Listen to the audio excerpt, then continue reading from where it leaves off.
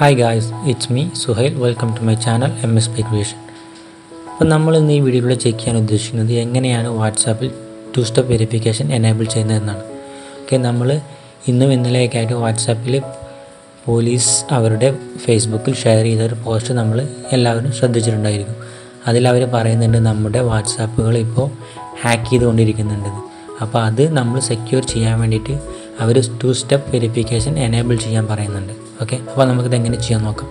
WhatsApp open ചെയ്യുക. അതിൽ right സൈഡിൽ കോർണറിലായിട്ട് 3 ഡോട്ട്സ് കാണും. അതിൽ സെറ്റിങ്സ് എടുക്കുക. അതിനുശേഷം അക്കൗണ്ട്സിൽ പോവുക. അതിനുശേഷം ടു സ്റ്റെപ്പ് വെരിഫിക്കേഷൻ അതിൽ ക്ലിക്ക് ചെയ്യുക. ഇവിടെ എനേബിൾ കൊടുക്കുക.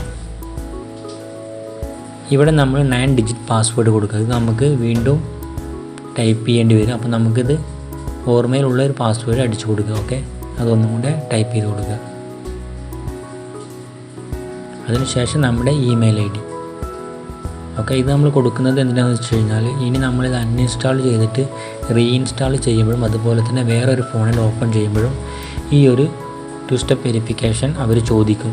നമ്മൾ ഈ അടിച്ച പാസ്വേഡോ അതല്ലെങ്കിൽ ഇമെയിൽ IDയോ കൊടുത്ത് മാത്രമേ നമുക്ക് ഇതിൽ എൻ്റർ ചെയ്യാൻ കഴിയുള്ളൂ. അപ്പോൾ ഇതെല്ലാവരും ചെയ്തിട്ടുണ്ടെന്ന് ഉറപ്പ് വരുത്തുക. അതല്ലെങ്കിൽ നമ്മുടെ വാട്സാപ്പ് ഹാക്ക് ചെയ്യപ്പെടാൻ ചാൻസ് ഉണ്ട്. Thanks for watching.